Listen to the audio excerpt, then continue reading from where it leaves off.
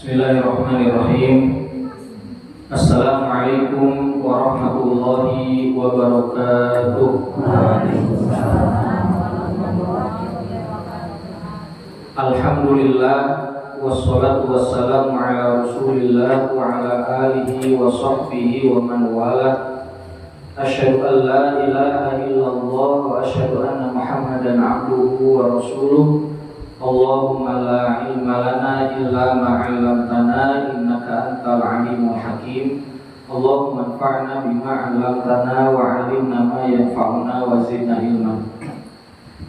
Jamaah Masjid Al-Amal Al-Mubarakun wa Mubarakat, di malam hari ini alhamdulillah kita dipertemukan kembali di majelis ilmu untuk melanjutkan pembahasan thalaqul ilmi terkait hadis-hadis Nabi sallallahu alaihi wasallam yang diambil dari kitab hadis Arba'in An-Nawawiyah, 42 hadis yang ditulis oleh Imam An-Nawawi rahimahullah ta'ala. Sekarang kita masuk hadis ke-35. Silakan dilihat bukunya, saya akan bacakan, diikuti. Bismillahirrahmanirrahim. Bismillahirrahmanirrahim. An Abi Hurairah radhiyallahu anhu qala Rasulullah sallallahu alaihi wasallam la tahasadu wa la tanajashu wa la tabaghadu wala tadabaru wala yabi' ba'dukum ala baini ba'din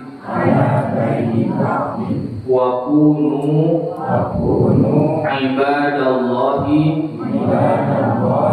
ikhwana al-muslimu akhul muslim la yadlimuhu wa la yakhdhuluhu wa la yakdhibuhu wa la yahqiruhu.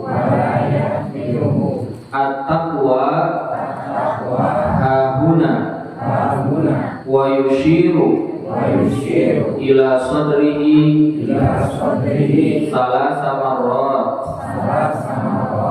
bihasbi imri'in minasyarri an yahkira akhahul muslim. Kullul muslim alal muslim haramun damuhu wa maluhu wa irduhu. Rawahu Muslim. Hadis ke-35 dari Abu Hurairah radhiyallahu anhu. Hadis ini diriwayatkan oleh Imam Muslim, tidak diriwayatkan oleh Imam Bukhari. Maksudnya kepada hadis yang Imam Muslim sendirian, ya, tidak dengan Imam Bukhari. Hadis ini dari Abu Hurairah, diriwayatkan oleh siapa? Abu Hurairah radhiyallahu anhu. Masih ingat Abu Hurairah? Namanya siapa? Berulang-ulang ya, sering. Masih ingat nggak? Sebelum dilanjut,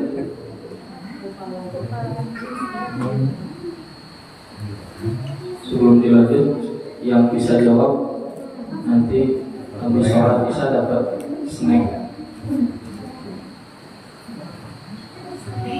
Namanya Abdurrahman bin Sakhar. Sahabat Nabi yang paling banyak meriwayatkan hadis dari Nabi sallallahu alaihi wasallam. Kata Abu Hurairah, Rasulullah sallallahu alaihi wasallam bersabda. Nabi kemudian mengatakan atau bersabda terkait dengan apa? Dengan ajaran dalam urusan muamalah antara sesama muslim. Dimulai dengan 5 larangan. Dimulai dengan apa? lima larangan. Kata Nabi SAW, la tahasadu, jangan saling hasad. Jangan saling hasad. Hasad hukumnya haram. Hasad hukumnya haram. Hasad itu apa? Apa? Hasad itu apa? Dengki. Dengki itu naon? Iri. Hasad itu tidak suka melihat orang lain dapat nikmat. Hasad itu tidak suka orang lain mendapat nikmat. Ada orang lain ganti motor keul, nyari HP abdi mah kunaon tuh ganti motor datangkan urusan anak mungkin nyari HP. Enggak suka. Atau nikmat dalam urusan akhirat. Punya tetangga jadi tambah rajin gimana? Ke masjid.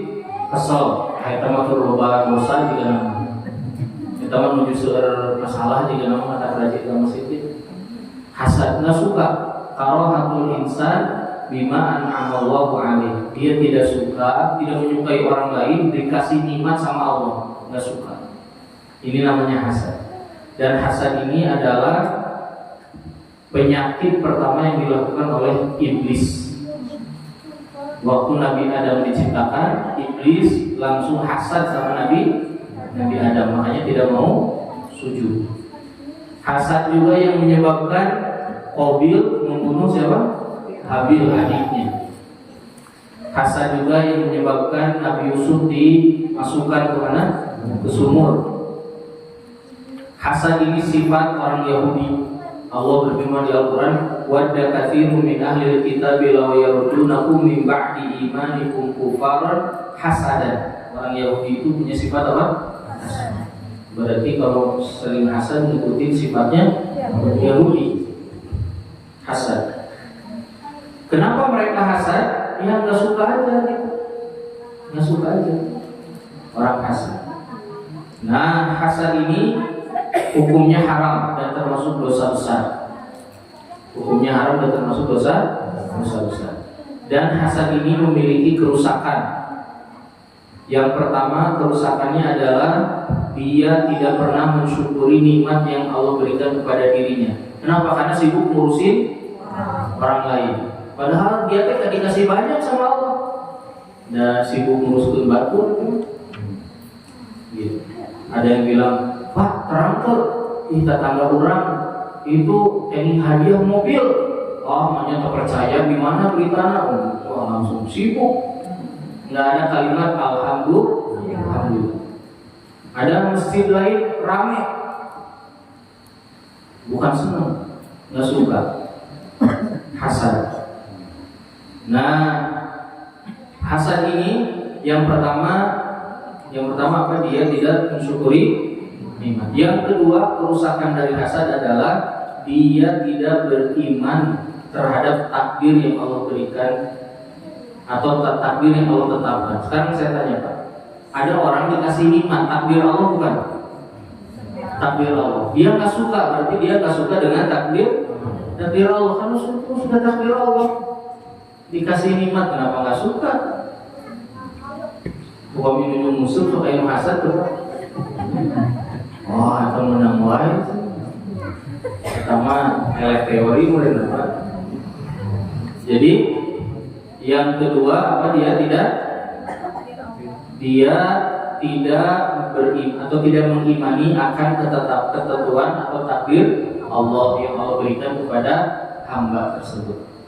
Yang ketiga, orang hasad itu dia senantiasa sibuk mencari apa?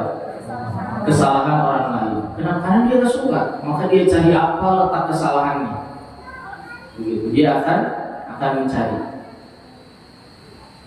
Jadi dia sibuk tuh nyari-nyari kesalahan aib orang lain. Karena biasanya manusia itu lebih mudah melihat aib daripada melihat kebaikan. Kalau aib mah cepat pisah tuh. Ya. Saya itu sering ya, misalnya gini ya. Saya punya murid kan, punya media sosial gitu. Misalnya ngeposting sesuatu yang ini tuh diributin lah, khilafiyahnya terlalu kencang gitu.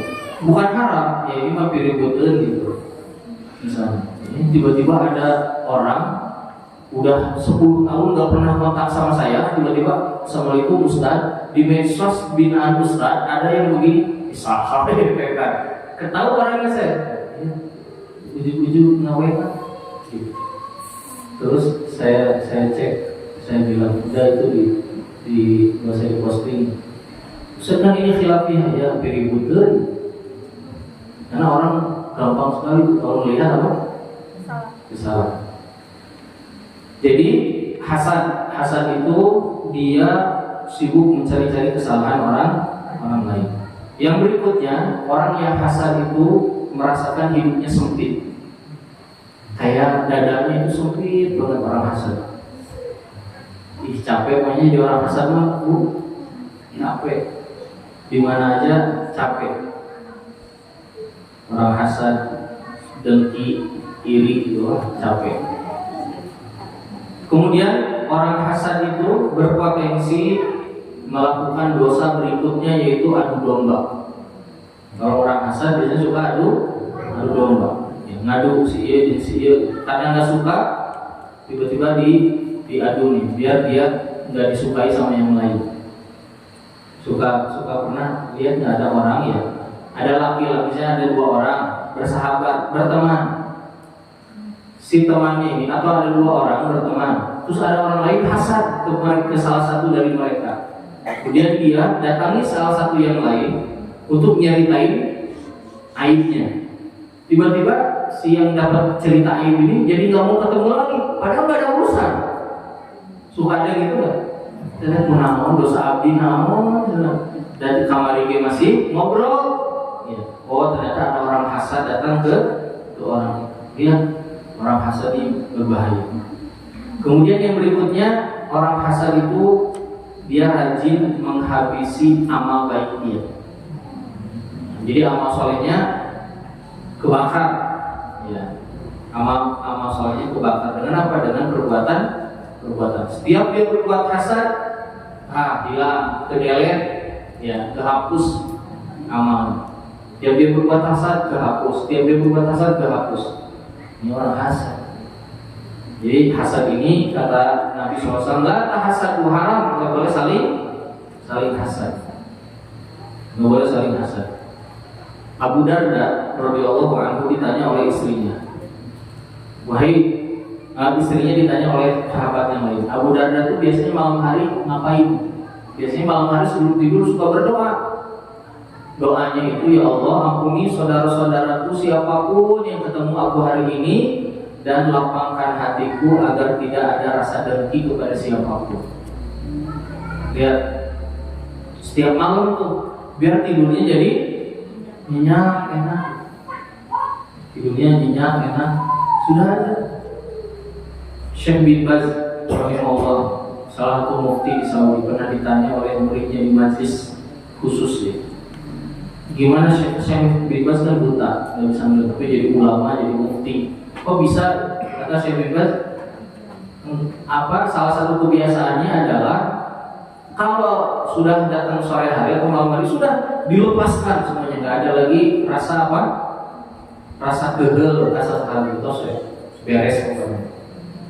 Nah kata Nabi, la tahasad, nggak boleh saling hasad. Sekarang saya tanya Bapak Ibu, bibit hasad itu ada nggak di dalam diri kita? Ada. Dalam semua hati manusia ada. Maka di dalam hadis sahih disebutkan, kalau hasad ini mau muncul, lakukan 2 hal. 1, jangan ngomong, atau yang kedua jangan bertindak.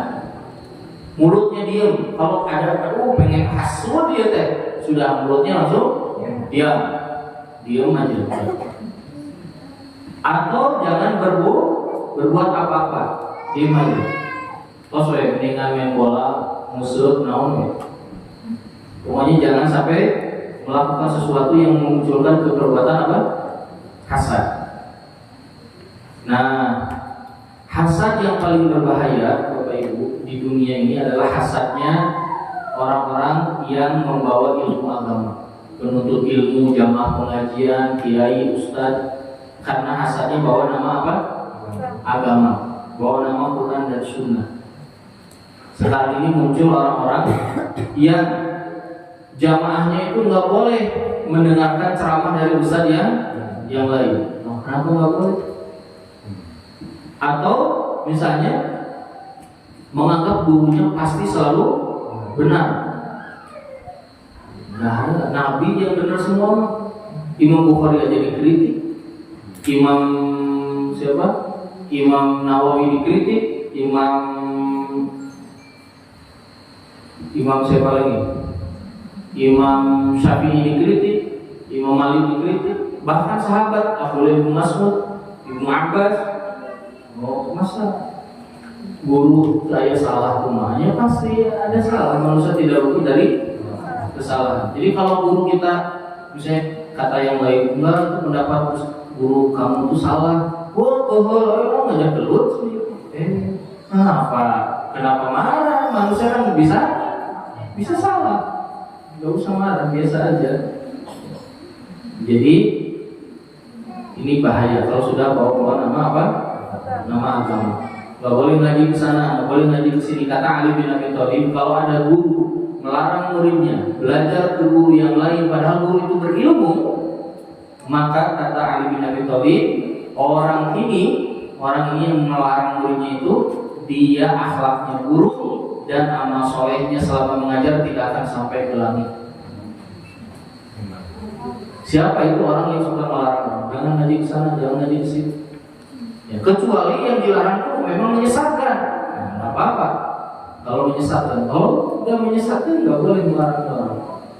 Begitu. Nah, ini bahaya sekali. Kalau di Indonesia banyak, kota Bandung, ya banyak yang begitu. Saya dulu punya murid 4 orang mau belajar bahasa Arab sama saya. Dia ke situ bagus, kata saya, lupa itu bahasa Arabnya bagus. Pada belajar, sudah 1 semester belajar, ditanya sama gurunya, kalian aktifnya di mana? Di Ustadz Herfi. Hati-hati ke Ustadz Herfi, beda organisasi. Kata murid-murid, kurang teh tadi teh disuruh ke Ustadz Herfi. Nah itu kok kasar. Ya. Jadi nggak jelas, kalau ditanya kenapa nggak jelas. La tahasadu, ya, jangan hasad. Ya. Dulu saya pernah dakwah di luar Jawa. Itu ketika mulai ramai pengajian, itu sampai Karang Taruna, RT, RW, kepala desa ikut rapat membicarakan ini dai baru katanya. Bahaya. Nu tadinya tar ngobrol ke dakwah, akhirnya jadi sibuk di kumaha ya. Tapi alhamdulillah lama-lama semuanya ikut. Kalau dakwah yang penting ngajar aja, ngajar. Kemudian la tahasadu, yang berikutnya wala tanajashu. Apa tanajashu? Kalau diterjemahkan apa dia tadi? Saling menipu. Tanajus itu adalah, kalau dalam jual beli nih saya kasih contoh, yaitu adalah memberikan penawaran harga agar pembeli yang lain dia mau beli lebih tinggi. Misalnya ada si A lagi nawar, Pak, iya sabaraha acuk mulia, baju yang ini berapa? Kata si bapak yang penjualnya, ini 200.000. Datanglah dia, misalnya ditawar sama orang ini, ditawar sama yang tadi, Pak 150 lah. Datanglah dia, berapa ini Pak? 200.000. Kata yang ini 150, terus dia bilang, ih bagus ini mah, udah saya beli 250 nih.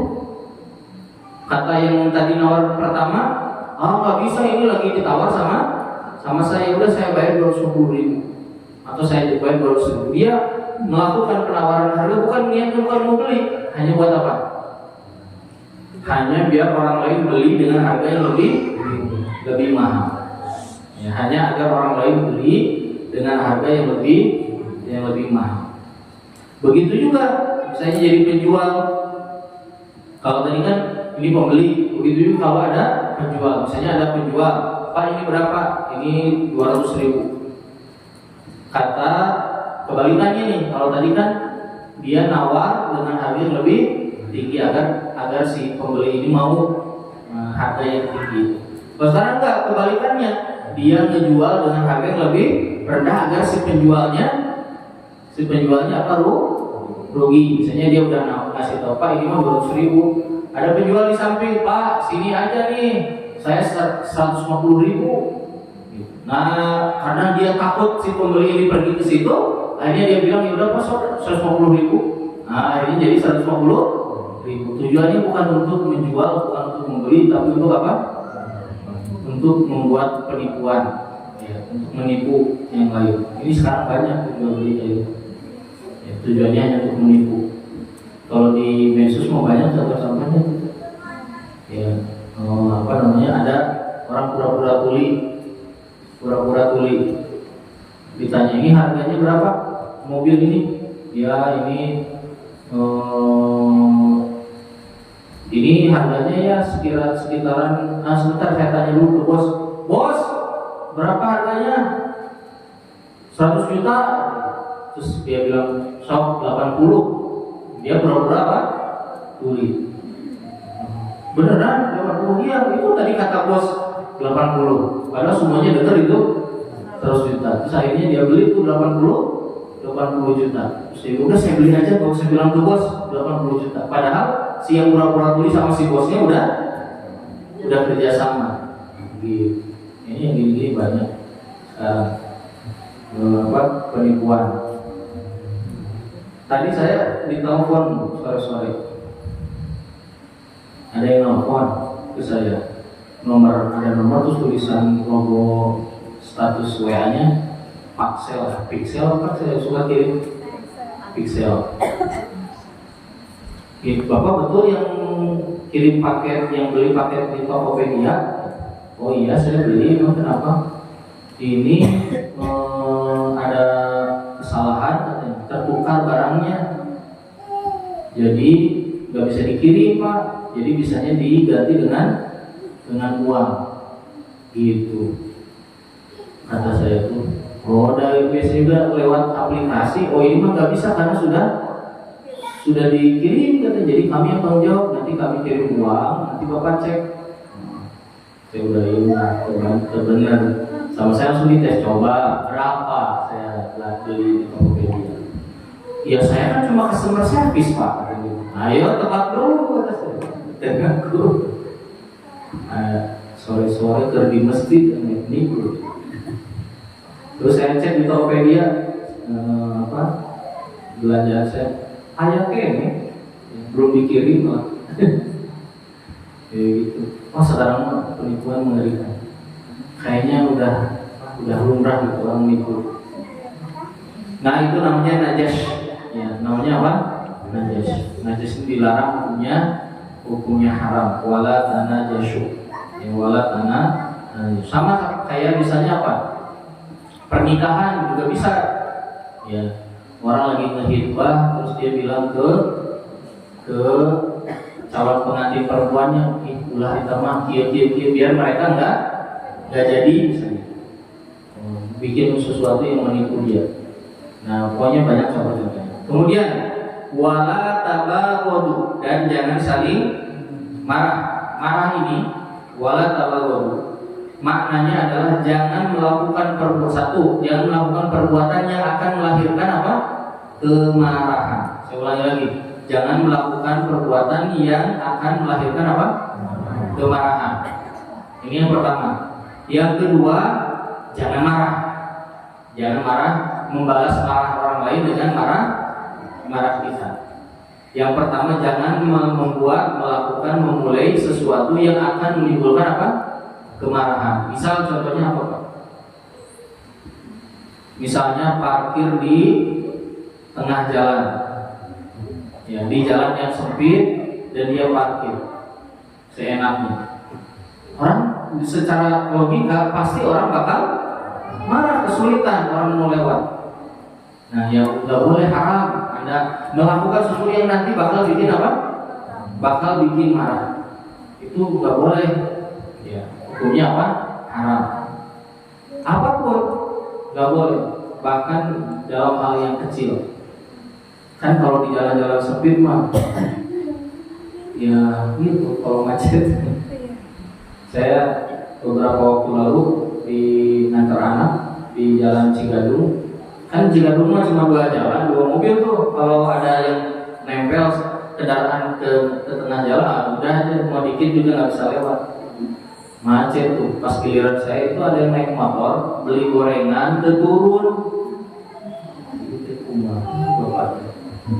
Tergaduh akal. Ya, kunaon kan eta tinggal parkir kasih isi seberapa meter, mapa gitu. Akhirnya apa? Semua orang lakson tuh, pada lakson. Terus dia marah juga, salah, mana salah. Jadi aneh. Ya, nggak boleh tuh Anda melakukan sesuatu yang bakal bikin orang apa? Marah, nggak boleh. Nggak boleh melakukan sesuatu yang bakal memunculkan kemarahan orang lain. Misalnya kita udah tahu ibu ini tuh kalau dipanggil dengan nama ini dia bakal marah. Ya jangan sengaja mengundang orang bikin marah. Yang kedua yaitu adalah jangan marah atau jangan membalas kemarahan orang lain dengan apa? Dengan kemarahan lagi. Jangan membalas kemarahan orang lain dengan kemarahan yang lain. Yang nerima dan yang suka kelihatan mah di urusan apa? Yang muamalah itu yang sering kelihatan di jalanan, itu sok rapi di jalan. Ya berantem sampai pukul-pukulan gara-gara senggolan spion sabaran tuh. Pukul-pukulan tuh. Aduh, kenapa?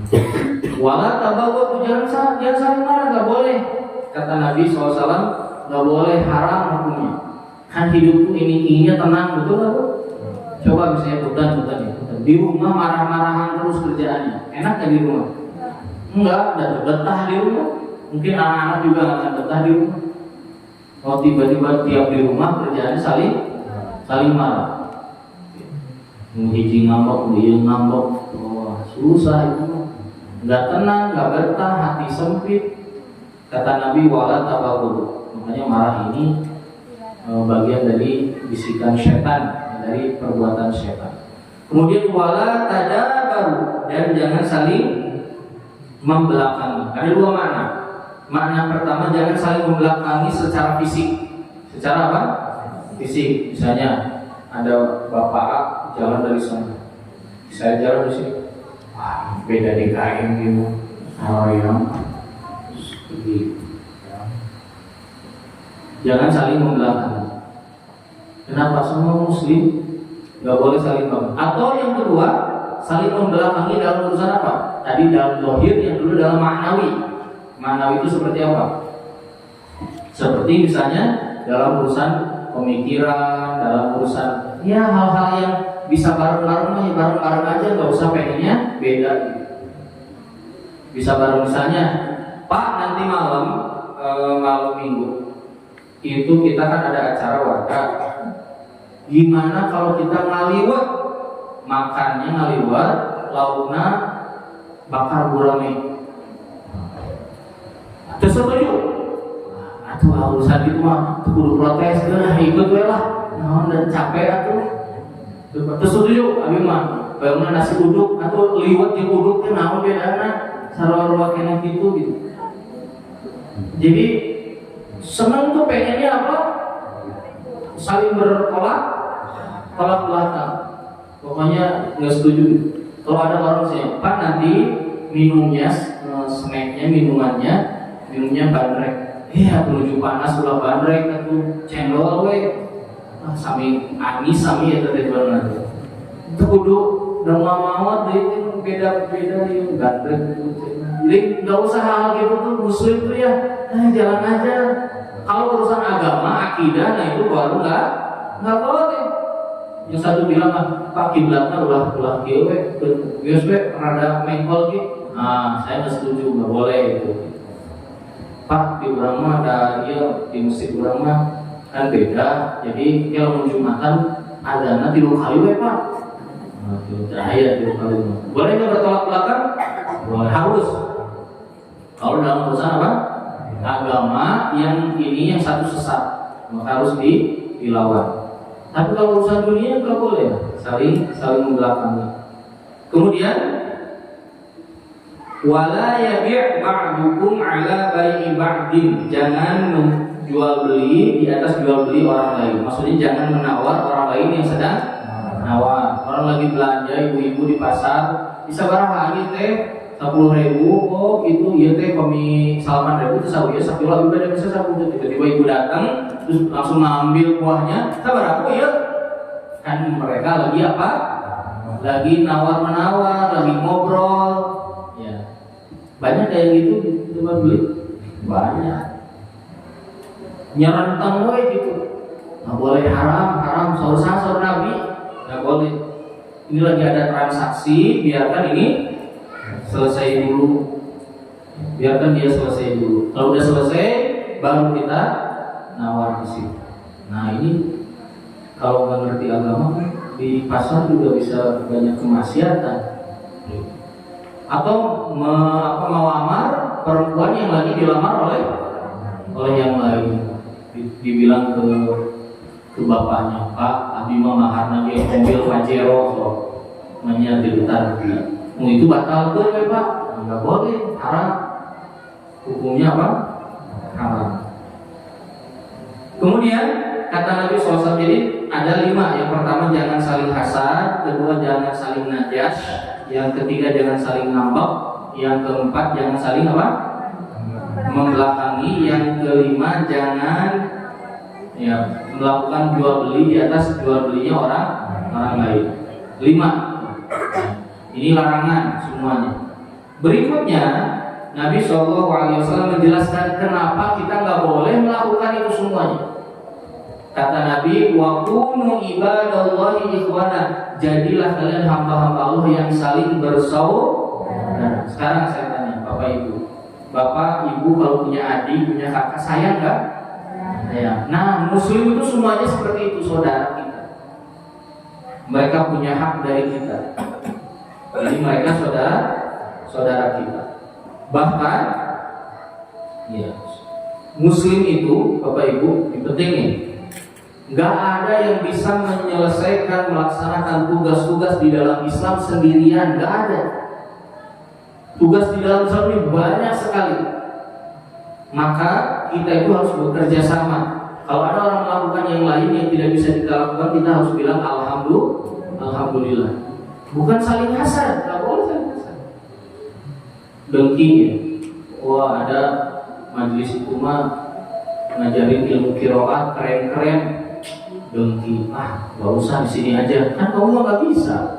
Biarin alhamdulillah. Ada orang bikin pesantren, alhamdulillah. Ada orang bikin sekolah, alhamdulillah. Gitu. Jadi, karena gak ada yang bisa melakukan sendirian, gak ada yang bisa. Ya, kalau sekarang kan gitu, gak suka kalau ada orang lain yang melakukan hal yang lain juga suka. Gak ada yang bisa sendirian. Sekarang saya tanya. Di Al-Quran Allah SWT mengatakan, wa ma kana al-mu'minuna liyanfiru kafah. Tidaklah orang beriman itu harus perang semuanya, nggak boleh. Harus ada satu kelompok yang dia rajin mendalami ilmu fikih hukum agama. Lihat ini lagi bagi-bagi apa? Bagi-bagi itu tugas. Yang jago perang sok perang, yang jago keilmuan disiplin ilmunya dikuatkan. Begitu. Nabi kita mah kalau ada yang itu ngambek, ya bahaya. Harusnya kan senang, lucu lah Pak kalau bagi para dai itu di kita tuh malah nggak suka. Saya dulu waktu awal membuka program tahfidz, masih ingat dulu pendaftaran tuh di Masjid Al-Huda. Yang daftar tuh 160 orang. 100 keterima, 60-nya nggak keterima karena bacaannya belum benar. Terus orang-orang di situ tuh bilang, "Oh, Ustaz adain aja program tahsinnya." Kata saya mau bukan ahli di bidang itu. Walaupun hafal Jazari, Syatibi, saya bukan ahli bidang. Akhirnya kita tawarkan brosur sok belajar sana, ke Tarki, ke Makdis, ke ini itu sok sana belajar. Kenapa harus memaksakan kita? Karena nggak bisa sendirian nggak bisa. Ada orang yang jago ngajarin anak-anak, ada orang jago ngajarin orang tuh, ada orang yang jago dakwahin orang-orang yang jauh dari Islam. Jadi sudah bagi-bagi apa? Bagi-bagi tugas, nggak bisa sendirian. Maksudnya saling bersyukur. Kalau ada masjid tetangga ramai itu alhamdulillah, di orang itu bisa, ya alhamdulillah didinya, di orang dukung gitu, bukan saling apa? Hasad. Nah kata Nabi, kunu ibadallah wa jadilah orang hamba Allah yang saling bersaudara. Kata Nabi, ditambah lagi, al muslimu akhul muslim. Muslim itu saudara bagi muslim yang lain. Kalau saudara berarti kita tahu di saudara ini ada hak-hak dari kita. Kita punya kewajiban ke saudara kita. Dalam hadis lain kata Nabi, hakul muslim ala muslim sittun. Hak muslim dari muslim lain ada 6. Idza laqitahu fasallim alaih. Kalau ketemu kita harus bilang apa? Assalamualaikum. Kemudian wa idza da'aka fa'ajibhu. Kalau dia mengundang harus datang. Wa idza maridha fa'udhu. Kalau dia sakit kita jenguk. Wa idza mata, kalau dia meninggal kita urusi apa? Jenazahnya. Kalau dia minta nasihat kita nasihati. Itu hak saudara kita. Jadi muslim saudara bagi muslim yang lain. Yang banyak sekarang kan muslim berantem sama muslim. Yang ada sekarang gitu. Sekarang suka capek itu kalau ngeliatin. Saya kan dakwah tiap hari ya keliling gitu. Kalau dengerin cerita-cerita tiap DKM teh, kadang pengen mah di rumah udah menghindari fitnah-fitnah yang ada. Kayaknya kok capek gitu. Kok sesama muslim teh tahu ilmu tapi urusan yang gini mah kayak nggak ngerti gitu. Nah kata Nabi, muslim itu saudara bagi muslim yang lainnya. Maka la yadlimuhu, jangan berbuat apa? Dolim itu mengambil hak orang lain yang bukan hak dirinya. Nggak boleh dolim. Atau dolim itu apa? Memberikan kepada orang lain yang bukan pada tempatnya, yang bukan pada tempatnya, namanya dolim. Ya, namanya apa? Dolim. Nggak boleh berbuat dolim. Yang kedua, la yahduluhu. Apa la yahduluhu? Kalau diterjemah apa diartikan? Dia terjemah sama tafsirnya suka beda. Dia terjemah apa? Jangan apa? Jangan menelantarkan. Gini, la yahduluhu itu gini. Ada orang nih berbuat salah. Misalnya nyenggol mobil orang lain, jeduk. Ya, dah. Yuk ke pinggir. Yang disenggol ini apa? Bilang Pak, ayo tanggung jawab. Apa ini salah? Terus kita datang, iya Pak, ini salah, benar Pak. Nah, dia sudah dalam keadaan tertekan, terus kita tambahin apa? Tambahin tekanan. Itu namanya layak dulu. Ini apa benar? Yang itu balik, Pak, sopir apa ini Pak? Oh, itu kan gak ada urusan sama kamu, itu urusan sama orang itu, biarkan orang itu yang menyelesaikan. Gak usah ikut campur. Nah itu namanya layak dulu. Yang berikutnya wala yakdzibuhu. Jangan mendusta, jangan saling berdusta. Dusta itu satu bisa dengan perkataan. Misalnya menyampaikan informasi yang tidak benar. Baik itu dalam hal yang baik ataupun dalam hal yang batil. Pokoknya kalau nggak benar hukumnya haram.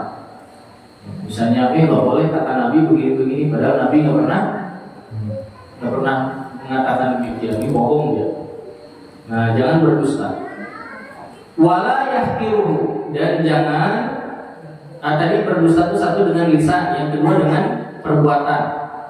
Yang kedua dengan apa? Dengan perbuatan. Berdusta dengan perbuatan. Misalnya dia berbuat sesuatu dan dia bilang ke temannya saya tidak melakukannya, atau dia melakukan sesuatu untuk membohongi temannya. Misalnya kayak apa? Berdusta dengan perbuatan. Seperti apa? Misalnya dia dia yang mecahin sesuatu di masjid, terus ditanya sama yang lain, siapa yang mecahin ini? Terus dia bilang bukan saya. Nah, dia berdusta dengan perbuatannya dan juga dengan apa? Dengan lisannya.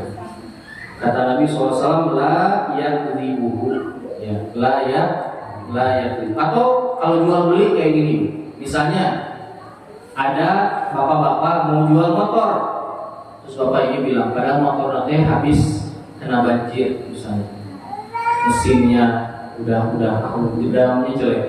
Terus dia bilang ke temannya, oh pokoknya mantap ini mas apa? Masa terus kita mas saudara, gitu. Nah ini dibelilah sama orang itu, padahal dalam keadaan apa? Padahal dalam keadaan rusak. Nah ini berdusta. Nggak boleh berdusta. Hukumnya semuanya ini haram. Yang hukumnya apa? Haram. Yang berikutnya wala yahqiruhu. Yahqiruhu itu apa? Tidak boleh menganggap rendah orang lain, menganggap enteng orang lain, menganggap rendah orang lain, menganggap kecil orang lain, dan merasa dirinya lebih besar, lebih hebat. Tidak boleh. Hukumnya haram. Itu namanya sombong. Sombong itu menolak kebenaran dan menganggap remeh orang, menghina orang lain, menganggap kecil, menganggap kecil. Kan ada tuh orang pegawai di salah satu perusahaan negeri. Wah udah kalau pulang kerja tuh pakai apa tuh namanya? Pakai ini nenteng. Nentengnya kan ada tulisan itu BUMN. Berhenti di tukang sate.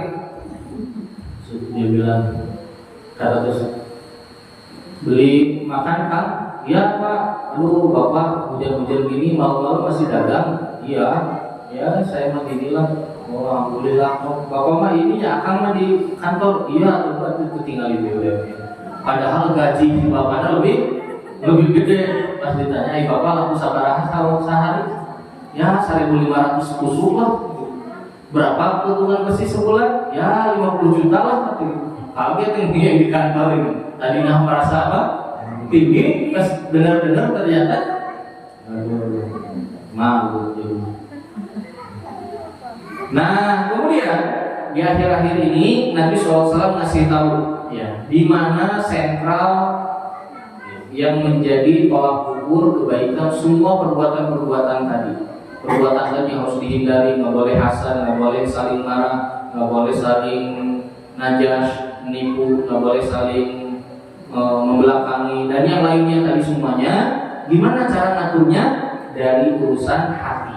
Maka kata Nabi, at-taqwa hahuna. Taqwa itu di mana? Di sini, di hati. Maksudnya apa? Maksudnya adalah kelola urusan apa? Hati. Karena hati ini raja. Dia yang ngatur gerak-gerik semua perbuatan kita. Jadi kelola itu hati. At-taqwa hahuna. Taqwa itu bukan diucapkan, bukan dilakukan. Maksudnya dia itu dimulai dari mana? Dari hati. Berarti dia harus sering beristighfar, bertaubat, taqwa hahuna. Yaitu takwa itu di dalam hati. Ya. Jadi gini, Pak, ya. Apa yang ada di mulut, apa yang dilakukan oleh perbuatan badan kita itu ngikutin apa yang ada dalam hati. Jadi si apa namanya? Si startnya itu harus dibenerin. Jadi permulaannya harus dibetulkan. Karena perkataan perbuatan itu munculnya dari hati. Orang yang gemar bentak-bentak orang itu hatinya itu. Orang yang sabar penyabar orangnya hatinya juga. Orang yang suka dolim hatinya itu. Orang yang baik hatinya semuanya itu urusan di hati.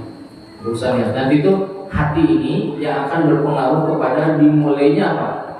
Dimulainya sebelum perbuatan dan perkataan apa Pak? Adanya. Nah sebelum niat apa? Adanya lintasan apa? Pikiran. Lintasan pikiran itu dia diatur sesuai dengan kondisi apa? Kondisi hati. Lintasan pikiran. Kalau hatinya baik, lintasan pikirannya akan baik. Saya ada subuh. Allahu Akbar, Allahu Akbar. Subuh. Dia bangun. lintasan pikiran akan mulai tergantung kondisi hati. Jika hujan kiamah pacu is kumpul di mesin di bumi ya ini mah. Lintasan pikiran berubah jadi apa? Keinginan. Jadi berubah lagi jadi apa? Perbuatan. Akhirnya langsung ngambil lagi selimut, langsung lagi apa? Tidur. Dimulainya dari lintasan pikiran, dikelolanya, diaturnya sama kondisi apa? Kondisi hati. Diaturnya dengan kondisi hati. Itu lintasan pikiran. Bahkan gini, ada orang yang mencuri, yang apa itu dimulai dari lintasan pikiran dan sesuai dengan kondisi apa? Kondisi hati. Nah, jadi at-taqwa hahuna, Nabi menuju ke dadanya. At-taqwa hahuna menunjukkan di sini. Kemudian kata Nabi Shallallahu Alaihi Wasallam, bihasbi mri'in minasyarri an yahqira akhahu al-muslim. Gimana cara tahu muslim ini jelek? Maka cukup perbuatan dia mencela orang lain, mencela saudaranya, berdusta kepada saudaranya, membelakangi saudaranya, marah ke saudaranya, bohong ke saudaranya, najas ke saudaranya, itu jadi patokan orang ini buruk. Ya, orang ini Islamnya apa? Islamnya jelek. Dilihat aja. Jadi cukup bihasbi mri'in minasyarri an yahqira akhahul muslim. Kalau ada orang sudah menghina saudaranya, sudah berarti dia yang menghina ini orangnya Islamnya jelek. Ya, Islamnya jelek, imannya rendah. Kemudian terakhir, kullul muslim 'alal muslim haramun. Setiap muslim bagi muslim yang lain haram.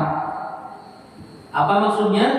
Haram darahnya. Maksudnya nggak boleh apa? Mengalirkan, nggak boleh memukul, ya nggak boleh membunuh, apalagi membunuh nggak boleh. Mukul aja nggak boleh. Bahkan di dalam hadis nunjuk teman saudara muslim pakai apa? Pakai senjata, nggak boleh, haram itu. Pakai pisau misalnya, lagi ngurusin apa namanya? Kurban. Tangga kita mana tadi itu tuh. Begitu-begitu, kita ulah dirinya, kita pisau begitu, kebatur, juga sahabat itu. Nggak boleh, pisau itu hanya dikeluarkan pas diperbukan aja. Bahkan yang beli aja sunnahnya, pisaunya disimpan. Kalau sapinya udah siap baru dikeluarkan, saat simpan lagi. Bukan dipegang-pegang, kan sok aja tuh nyumbeli tuh, nyanyak itu, pisau kawana gitu. Terus dikecil-kecil, oh nyatu ya, oh nggak boleh. Nah, darah muslim itu haram. Makanya yang memukul apa di jalanan itu nggak boleh, haram. Ya. Biasanya orang kalau udah ngambek gitu, berantem di pinggir jalan, di jalanan itu tuh udah kayak bukan orang itu, udah kayak dikuasai sama masyarakat, ngomongnya, mukanya merah gitu, udah kayak hilang akal. Mengerikan ya. Jadi muslim harus rajin belajar sabar.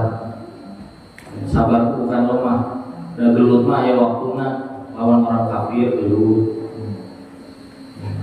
Gelut sama gara-gara spion motor gelut. Diajak ke Palestina curi. Ya.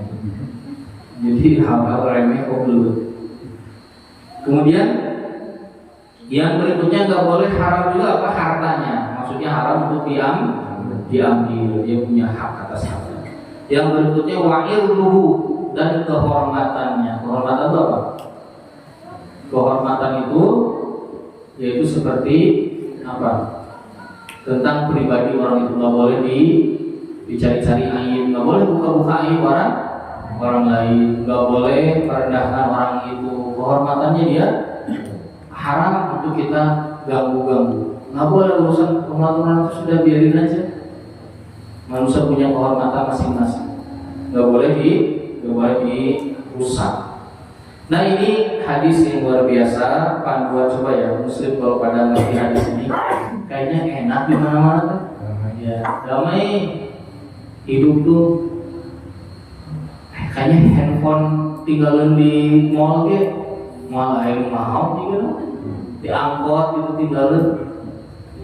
aman juga. Dan sekarang gimana? Pokoknya ini adalah panduan-panduan dari Nabi Shallallahu Alaihi Wasallam berkaitan dengan muamalah, akhlak sesama muslim.